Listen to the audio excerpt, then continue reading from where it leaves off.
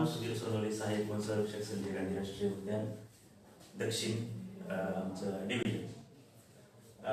Water कन्झर्वेशनचा plan आहे. संजय गांधी राष्ट्रीय उद्यानातल्या ज्या नद्या आहेत त्यांचा वॉटरशेड एरिया आयडेंटिफाय करून त्या नद्यांचं रिवायवल करण्यासाठी चला जाणूया नदीला हा जो काही गव्हर्नमेंटचा प्रोजेक्ट आहे त्याच्या अंतर्गत संजय गांधी राष्ट्रीय उद्यानाच्या दक्षिण वन विभागाने केलेला हा प्लॅन आहे. त्या प्लॅनमध्ये आमचे उपसंचालक किरण पटेल साहेब आणि आरएफओ महाजन साहेब आणि चव्हाण साहेब यांनी बहुमूल्य योगदान देऊन हा प्लॅन तयार केलेला आहे. आता हा प्लॅन मी आपल्यासमोर सादर करतोय. केयुबी आणि तुळशी ह्या दोन वाईल्डलाईफच्या रेंजेस संजय गांधी राष्ट्रीय उद्यानाच्या दक्षिण विभागामध्ये येतात. हा रेंजचा मॅप आहे. याच्यामध्ये आपण मुख्य प्रवेशद्वारापासून एंट्री करून कनेरी केव्सकडे जातो तो रस्ता आहे.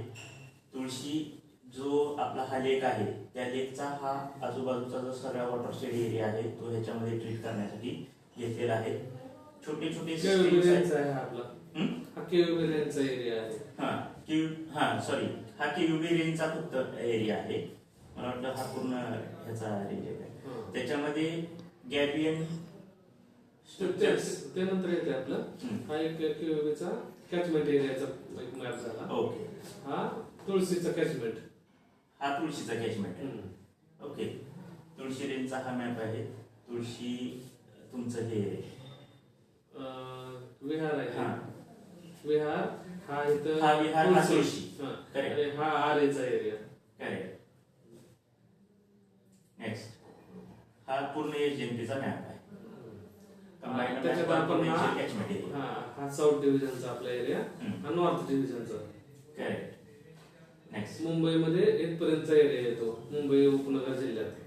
इथून पुढे हा ठाण्यामध्ये येत असेल. ठाणे आणि पालघर. त्याच्यात जरा स्पेसिफाय केलं त्या मॅपमध्ये तर बरं होईल. तिथे तुम्ही ठाणा तो आमच्या ताब्यातच नाही.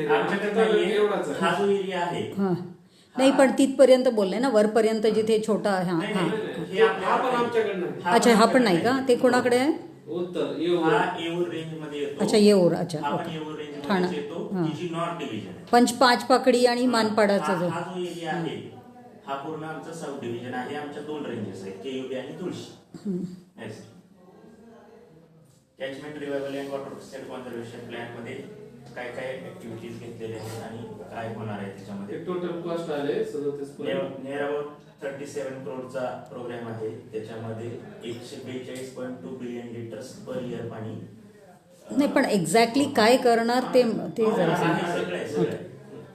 तुळशी आणि विहार लेकला आपण प्रोटेक्ट करणार आहोत. सिल्ट आहे ते 25 ते 30% पर्यंत ते सिल्ट डिपॉझिशन कमी होणार आहे. Moderate monsoon flash peaks extend base flow bye 60 to 90 days. का आपण 25 ते 30% का घेतलंय? कमी होणार. हा प्रोग्राम आपण ज्या वेळेला कंप्लीट नाही का 100% सिल्ट रिडक्शन हे तर नॅचरली पॉसिबलच नाही. 100% तर म्हणतच नाहीये तुम्ही. 30% म्हटलं म्हणूनच म्हटलं. कारण एरियाच आपला 4000 हेक्टर आहे. त्या एरियानुसार जर कॅल्क्युलेट केलं तर ते 25 ते 30% कमी होईल. बघू आपण नेक्स्ट स्टेज मध्ये अजून कमी करायचा प्रयत्न करू. कारण आपण नाही का फक्त ड्रेनेज लाईन ट्रीटमेंट वरती विसंबून आहोत. वाईल्ड लाईफ एरिया आहे. आपण एरिया ट्रीटमेंटला बिलकुल स्कोप नाही आपल्याकडे. आपण मोठे जे आपले स्ट्रक्चर्स आहेत ज्याच्यामुळे अॅनिमलच्या मुवमेंटला रेस्ट्रिक्शन येऊ शकेल असे स्ट्रक्चर्स घेत नाही मॅक्झिमम. त्यामुळे छोटे छोटे स्ट्रक्चर घेऊन वॉटर स्टोअर करणं, कॉन्झर्व करणं हेच आपलं सध्याचं मेजर टार्गेट आहे. अॅन्युअल मॅनेज किती होणार आहे? Water 142.2 billion litres water manage होणार आहे. त्याच्यामुळे तुळशी आणि विहारचा जो लेकचा जो कॅचमेंट एरिया आहे तो प्रोटेक्ट होणार आहे. आणि मान्सून मध्ये इथं पाऊस पडल्यानंतर विदिन 1 hour जो फ्लड येतो तो त्यामुळे रिस्ट्रिक्ट होऊन जाईल. पाण्याचा जो फ्लो आहे तो पण स्पीड जो आहे तो कमी होऊन जाईल. नेक्स्ट मुंबईवर काय इम्पॅक्ट होईल आणि सिटीला काय मिळेल? प्रोटेक्ट तुळशी आणि विहार लेक. मुंबई मोर रेझिलियंट होऊन जाईल आणि वाईल्ड लाईफ आणि लोकल कम्युनिटीला ह्याचा नक्कीच फायदा होऊन जाईल. Next ecological and disaster mitigation. Annual किती दाखवलं? 142 billion litres per year. Next काय होणार आहे बघा, सेडिमेंटवर कंट्रोल येणार आहे. नंतर फ्लड मॉडरेशन होईल. ड्राफ्टसाठी मोठा बफर राहून जाईल आपल्याकडं. वाईल्डलाईफसाठी सपोर्ट होईल. उन्हाळ्याच्या दिवसामध्ये वाईल्डलाईफसाठी जे पाण्याचं स्कार्सिटी असते ते पण हे होऊन जाईल. आणि फ्रीजचं जे ग्राउंड वॉटर आहे ते इम्प्रूव्ह होईल. नेक्स्ट एक महत्वाचा ह्याचा आहे की तुळशी आणि विहार लेकचं 25 ते 30% सेल्फ रिडक्शन, म्हणजे हा मुंबई सिटी अर्बन डिस्ट्रिक्ट साठी मोठा बेनिफिट आहे. येस. आणि बोरिवली वेस्ट किंवा जो फ्रिंज एरिया आहे तिथे ग्राउंड वॉटर रिचार्ज.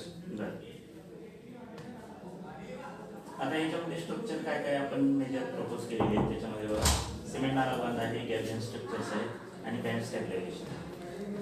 कारण एकदम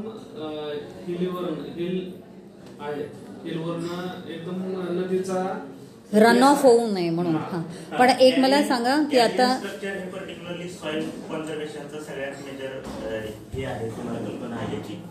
जे आपल्या ज्या नद्या आहेत त्याच्यामुळं त्यांचे जे दोन्ही बाजूचे जे भाग आहेत ते एम्बँकमेंट्स, तर त्यासाठी आपण बँक स्टॅबिलायझेशन घेतलेलं आहे.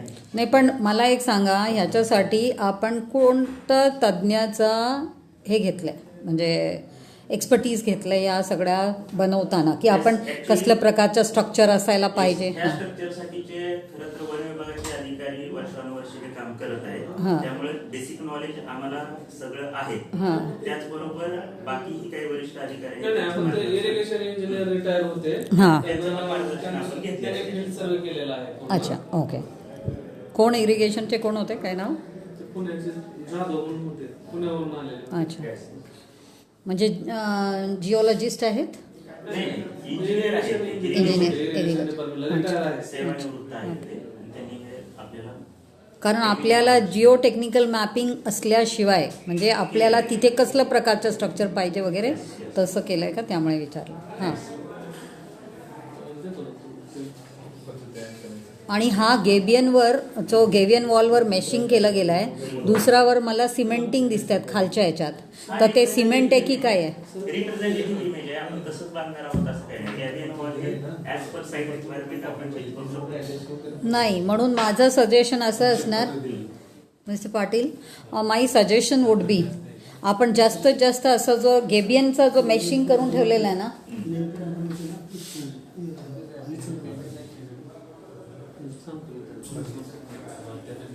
आपला जो गेबियनचा मेशिंग करून ठेवला आहे ना, तसं प्रकारचं करूनच ठेवलं तर बरं. आणि जो सिमेंटिंग केलं गेलं आहे, let us avoid that in any of the structure. कारण आता बरेच ठिकाणी मध्य प्रदेश वगैरेमध्ये हा एक्सपेरिमेंट केलं गेलं आहे आणि त्याच्यातनं समजते की कॉन्क्रीटची गरजच नाही आहे. तसं गेबियनचं मेशिंग केलं तरी.